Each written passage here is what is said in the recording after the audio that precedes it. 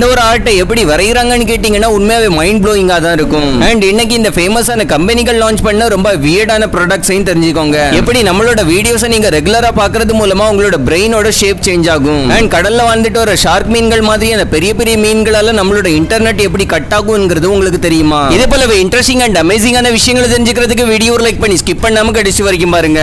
Number 1, நீங்க இது வரைக்கும் நிறைய விதமான பியூட்டிஃபுல்லான ஆர்ட்கள் எல்லாம் பார்த்திருப்பீங்க. அதுல ஒரு சில ஆர்ட்கள் எல்லாம் நம்மள லிட்டரலி மைண்ட் ப்ளோயிங் ஆக்குற மாதிரி தான் இருக்கும். அந்த மாதிரியான ஒரு வேற லெவலான ஆர்ட்டை தான் இன்னைக்கு நம்ம பார்க்க போறோம். சைனால டீ கப்புக்குள்ள வரையப்படுற இந்த ஒரு ஆர்ட் உலகம் முழுவதுமே ரொம்பவே ஃபேமஸா இருக்குது. ஏன்னா இந்த ஆர்ட்ல டீ கப்புக்குள்ள வேற லெவலான தத்ரூபமான பெயிண்டிங்க வரைவாங்க. அதுவும் எந்த ஒரு மஷீனோட உதவியால எல்லாம் வரையப்படாது, முழுக்க முழுக்க மனிதர்களோட கைகளாலே வரையப்படுமா. உண்மையாவே இந்த மாதிரி அமேசிங்கான ஒரு ஆர்ட் டீ கப்புக்குள்ள வரையணும்னா கண்டிப்பா பல வருஷங்கள் பிராக்டிஸ் எடுத்தா மட்டும்தான் முடியும். நம்பர் 2, நார்மலாவே எந்த பாம்புகள் விஷத்தன்மை வாய்ந்ததா இருக்குதோ கண்டிப்பா அதுங்களோட குட்டிகளும் விஷத்தன்மை வாய்ந்ததா தான் இருக்கும். அதனால அந்த விஷத்தன்மை வாய்ந்த பாம்புகளோட குட்டிக்கு பெருசா அம்மாவோட பாதுகாப்பு தேவைப்படாது. ஏன்னா அதுங்கிட்ட விஷம் இருக்கிறனால அதுங்க தனியா இருந்தாலும் அதுங்களுக்கு அது ஒரு தற்காப்பா இருக்கும். அதே போல விஷத்தன்மை இல்லாத பாம்புகளோட குட்டிகளுக்கு கண்டிப்பா ப்ரொடெக்ஷன் என்கிறது தேவைப்படதான் செய்யும். அதனால ஒரு சில விஷத்தன்மை இல்லாத பாம்புகள் என்ன பண்ணும்னா அதுங்க பிரெக்னண்டா இருக்கிற சமயத்துல விஷத்தன்மை வாய்ந்த பொருட்களை மட்டும் தான் சாப்பிடுமா. இந்த விஷத்தன்மை வாய்ந்த பொருட்கள் இருந்து உருவாக்குற விஷத்தை அதுங்களோட முட்டைக்குள்ள செலுத்திடும். இதனால அந்த பாம்புகளோட குட்டிகளும் பெர்மனண்டா இல்லாட்டி அட்லி டெம்பரரிக்காவது விஷத்தன்மை உடையதா இருக்குமா. அண்ட் இந்த மாதிரியான ஒரு விஷயத்தை அதிகமா டைகர் கீல்பேக் என்கிற பாம்புகள் தான் பண்ணும். நம்பர் 3, நீங்க சாப்பாடு சாப்பிட்டதுக்கு அப்புறம் நீங்க சாப்பிட்ட பிளேட்டையும் சாப்பிட முடிஞ்சதுன்னா எப்படி இருக்கும்? ஆக்சுவலா இந்த மாதிரியான எடிபிள் பிளேட்களை தைவானை சேர்ந்த ஒரு கம்பெனி உருவாக்கிட்டு இருக்குது.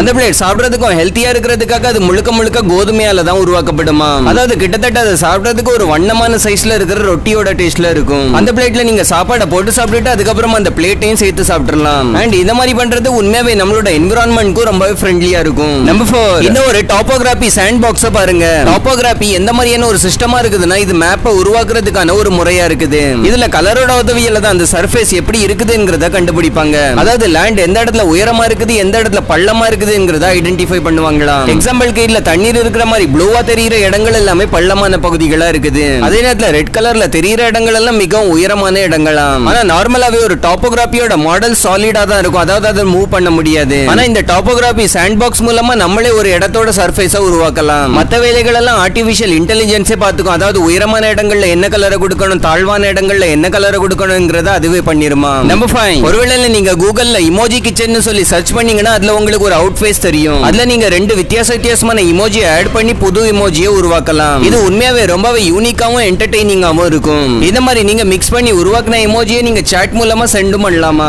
ஈவன் இந்த ஆப்ஷன் இப்ப நிறைய மொபைல்களோட கீபோர்டுகள்லயும் வந்துகிட்டு இருக்குது. ஆனா இந்த மாதிரி கீபோர்டு மூலமா 2 இமோஜியை ஒன்னு சேர்க்கும்போது அது பிக்சர் இல்ல ஸ்டிக்கர் போல ஆகிரும். நம்பர் 6, சில சமயங்கள்ல நம்ம இன்டர்நெட்ல ஏதாவது ஒரு விஷயத்தை பத்தி இன்ஃபர்மேஷனை தெரிஞ்சுக்கிறதுக்காக போனோம்னா நம்ம படிச்சு போர் அடிக்கிற அளவுக்கு பெரிய பெரிய ஆர்டிகல்ஸ் எழுதி வச்சிருப்பாங்க. அதனால சில சமயங்கள்ல நம்ம பார்க்க விரும்பின இன்ஃபர்மேஷன்ஸையும் வேண்டாம்னு சொல்லி விட்டுருவோம். ஆனா இந்த விஷயத்துக்கான சொல்யூஷனை TLDR என்கிற ஒரு குரோம் எக்ஸ்டென்ஷனால தர முடியும். இது உண்மையா உங்களுக்கு எந்த ஒரு விஷயத்தையும் சுருக்கமா படிக்கிறதுக்கு ஹெல்ப்ஃபுல்லா இருக்கும். ஏன்னா இது உங்களுக்கு எந்த ஒரு ஆர்டிகலோட சம்மரி இல்ல கிளிம்ஸ் மட்டும் தனியா எடுத்து தரும். அதை மட்டும் நீங்க படிச்சாலே மொத்த கான்செப்டையும் சுருக்கமா புரிஞ்சுப்பீங்க. ஒரு மிகப்பெரிய ஆர்டிகலை இருந்து ரீட் பண்ண வேண்டிய அவசியமும் இருக்காது. நம்பர் 7, இந்த வீடியோ மூலமா துபாயோட பிரின்ஸ் எந்த அளவுக்கு பணக்காரருங்கிறத புரிஞ்சுப்பீங்க. நார்மலாவே துபாயோட பிரின்ஸ் எங்க போனாலும் அந்த இடத்துல ஒரு பெரிய கூட்டமே கூடிரும். அதே போலதான் ஒரு நாள் இந்த சின்ன பையனும் துபாயோட பிரின்ஸ பாக்குறதுக்காக வந்திருந்தான். பிரின்ஸ் ஒரு நிமிஷம் நின்று அந்த சின்ன பையன் பேசி இருக்கிற அந்த பையன் துபாயோட பிரின்ஸ் எனக்கு மெர்சடி பென்ஸ் கார் வேணும்னு சொல்லி இருக்கிறான். சரி குழந்தைங்க விளையாட்டு வாக்குல தானே கேட்கும் சொல்லிட்டு எல்லாரும் இக்னோர் பண்ணிட்டு தான் போவாங்க. ஆனா பிரின்ஸ் அந்த சின்ன பையனோட வீட்டு அட்ரஸ் வாங்கிட்டு போயிருக்காரு. அதே போலவே அடுத்த நாளே அந்த பையனோட வீட்டுக்கு மெர்சடிஸ் பென்ஸ் கார் டெலிவர் ஆகிட்டு. இதுல இருந்தே துபாயோட பிரின்ஸ் கிட்ட எவ்வளவு பணம் இருக்குதுங்கிறதையும் நம்ம புரிஞ்சுக்கலாம். அதே நேரத்துல எவ்வளவு பெரிய மனசு இருக்குதுங்கிறதையும் ரொம்ப நல்லாவே புரிஞ்சுக்கலாம். நம்பர் 8, என்னோட வீடியோஸை பாக்குறது மூலமாவே உங்களோட பிரெயினோட ஷேப் சேஞ்ச் ஆகிறதுக்கு வாய்ப்பு இருக்குது. ஏன்னா நம்ம புது இன்ஃபர்மேஷன்ஸை நம்மளோட பிரெயின்ல ஸ்டோர் பண்ணும்போது நம்மளோட பிரெயினோட ஸ்ட்ரக்சர் சேஞ்ச் ஆகிட்டே இருக்குமா. அதாவது நம்மளோட பிரெயின் அங்கேயும் வளைஞ்சி மேலே கீழே ஏறி இறங்கி இருக்கிறத பார்த்திருப்பீங்க. அந்த பிரெயினோட ஸ்ட்ரக்சர் தான் நம்ம பிரெயின்ல புது இன்ஃபர்மேஷன்ஸை கலெக்ட் பண்ணும்போது சின்ன சின்ன சேஞ்சஸ் ஏற்படும். நீங்க எந்த அளவுக்கு அதிகமா இன்ஃபர்மேஷனை நாலேஜும் கெயின் பண்ணிட்டு இருக்கீங்களோ அந்த அளவுக்கு உங்க பிரெயினோட ஸ்ட்ரக்சரும் சேஞ்ச் ஆகிட்டே தான் இருக்கும். அண்ட் அந்த மாதிரியான நாலேஜும் கண்டிப்பா நம்மளோட வீடியோக்குள்ள இருந்து உங்களுக்கு கிடைக்க தான் செய்யும். நம்பர் 9, இத பாக்குறதுக்கு உங்களுக்கு என்னவா தெரியுது, இது என்னவா இருக்கும்னு யோசிக்கிறீங்க. கண்டிப்பா இத பார்த்து இது ஏதாவது விளையாட்டு பொருளா இருக்கும்னு தான் சொல்லுவீங்க. ஆனா ஆக்சுவலா இது ஒரு சாதாரண எரேசரா தான் இருக்குது. நம்ம இந்தியாவா இருந்தாலும் சரி இல்ல மத்த எந்த நாடுகளா இருந்தாலுமே சரி அங்க கண்டிப்பா எரேசர் இந்த மாதிரி சாதாரணமா தான் இருக்கும். ஆனா நம்ம எல்லாருக்குமே தெரியும் ஜப்பான் எல்லா நாடுகளை விட வித்தியாசமாவும் இருக்குது, அதே நேரத்துல அட்வான்ஸாவும் இருக்குது. அதனால தான் ஜப்பான்ல உங்களுக்கு இந்த மாதிரியான ஷேப்ல இருக்கிற எரேசர்களும் கிடைக்கும். கிடைக்கும். அங்கெல்லாம் அதிகபட்சமானவர் இந்த மாதிரியான எரேசரை வாங்கி யூஸ் பண்றது தான் ப்ரிஃபர் பண்ணுவாங்களாம். ஏன்னா ஒரு சாதாரணமான எரேசரை வாங்கி யூஸ் பண்ணும்போது அது ஒரு சில நாட்கள்லயே அதோட ஷார்ப் எட்ஜை இழந்துரும். அதனால ரொம்ப அக்யூரேட்டா எதையும் எரேஸ் பண்றது கொஞ்சம் கஷ்டமா தான் இருக்கும். ஆனா அதே நேரத்துல ஜப்பான்ல எல்லாம் யூஸ் பண்ற இந்த பாலிகான் ஷேப்ல இருக்கிற எரேசரை பாத்தீங்கன்னா அதை நம்ம எவ்வளவுதான் எரேஸ் பண்றதுக்கு யூஸ் பண்ணாலும் அதோட ஷார்ப் எட்ஜஸ் அது இழக்கவே இழக்காது. எப்பவுமே நம்ம எதிர்பார்த்த பிரிசிஷனோட வேலை செய்யும். இதனால நம்ம எதையாவது ரொம்பவே அக்யூரேசியோட வரையறதுக்கு முயற்சி பண்ணும்போது இது ரொம்பவே ஹெல்ப்ஃபுல்லா இருக்கும். நம்பர் 10, நீங்க டிமார்ட் இல்ல ஏதாவது பெரிய பெரிய ஷாப்பிங் மார்க்கெட்டுக்கெல்லாம் போயிருந்தீங்கன்னா அங்க இந்த மாதிரி பெரிய பெரிய கண்டெய்னர் நிறைய வைக்கப்பட்டிருக்கிற பொருட்கள் எல்லாமே அந்த கண்டெய்னர் நிறைய இருக்குதுன்னு சொல்லி தான் நம்ம எல்லாருமே நினைப்போம். அதாவது ஒரு சாக்குல அரிசி இருக்குதுன்னா அந்த சாக்கு நிறைய அரிசி இருக்கிறது போல தான் நமக்கு தெரியும், நம்ம அப்படிதான் நினைக்கவும் செய்வோம். ஆனா இந்த மாதிரி மார்க்கெட்ல சாக்கு நிறைய வைக்கப்பட்டிருக்கிற அரிசி பருப்புகள் எதுவா இருந்தாலும் சரி அதை அந்த சாக்கு முழுவதும் நிறைஞ்சு இருக்கிற மாதிரி ஃபில் பண்ணி வச்சிருக்கவே மாட்டாங்க. அந்த சாக்கு பையோட கொஞ்சம் கீழே உடன் ஸ்லாப் பொருத்தப்பட்டிருக்கும். அரிசி அந்த ஸ்லாப் வரைக்கும் மட்டும் தான் வைக்கப்பட்டிருக்கும். அது தீர தீர மறுபடியும் ரீஃபில் பண்ணிக்கிட்டே இருப்பாங்க.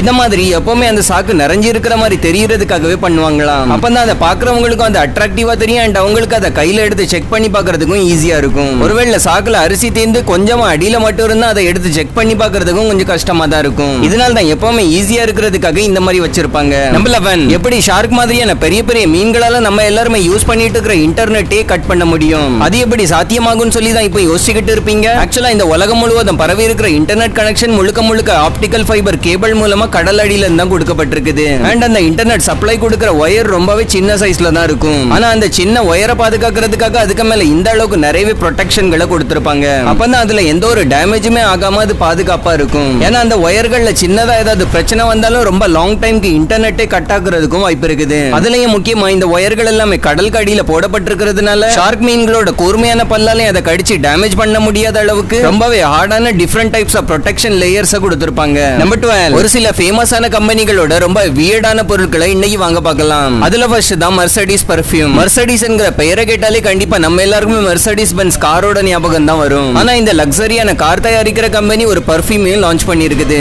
இதுல பரிதாபமான ஒரு விஷயம்னா அவங்க இறக்குன இந்த பர்ஃபியூம் மக்களுக்கு பிடிக்கவே இல்ல. ஏன்னா அதோட ஸ்மெல் அந்த அளவுக்கு எல்லாம் நல்லா இருக்காதான். ஆல்ரெடி ஒரு கார் கம்பெனி தயாரிச்ச ப்ராடக்ட்ட பார்த்துட்டு அதே போல இன்னொரு ஃபேமஸான கார் கம்பெனி தயாரிச்ச ப்ராடக்ட்டையும் பாத்துருங்க. லாம்போர்கினி கார் கண்டிப்பா நிறையவரோட ட்ரீம் காராவே இருந்திருக்கும். ஆனா இந்த லாம்போர்கினி கார் கம்பெனிக்காரங்க வோட்காவும் லான்ச் பண்ணிருக்காங்க. இந்த வோட்காவையும் பணக்காரங்க எல்லாம் ரொம்ப விரும்பி குடிச்சிட்டு வர்றாங்க. அடுத்ததா பாத்தீங்கன்னா டொரிட்டோஸ் ஃபேஸ் வாஷ். இந்த டொரிட்டோஸ் மேக்ஸிமம் நிறைய பேர் வாங்கி சாப்பிட்டிருப்பீங்க. ஆனா இனி இந்த டொரிட்டோஸ் வச்சு ஃபேஸ் வாஷும் பண்ணலாம். ஏன்னா அவங்க அவங்களோட ஃபேஸ் வாஷையும் லான்ச் பண்ணிருந்தாங்க. பட் அதுவும் லிமிடெட் குவான்டிட்டில லிமிடெட் டைமுக்கு மட்டும் தான் லான்ச் பண்ணிருந்தாங்க. அடுத்ததா கெல்லாக்ஸ் கார்ன்ஃபிளக்ஸையும் கண்டிப்பா எல்லாருக்குமே தெரிஞ்சிருக்கும். நார்மலா இந்த கெல்லாக்ஸ் நம்மளோட பசியை தான் நீக்கும். ஆனா இனி இந்த கெல்லாக்ஸ் நம்மளோட குளிரையும் நீக்குமா. ஏன்னா கெல்லாக்ஸ் கம்பெனிக்காரங்க இந்த மாதிரியான வின்டர் கிளாத்ஸையும் லான்ச் பண்ணிருந்தாங்க.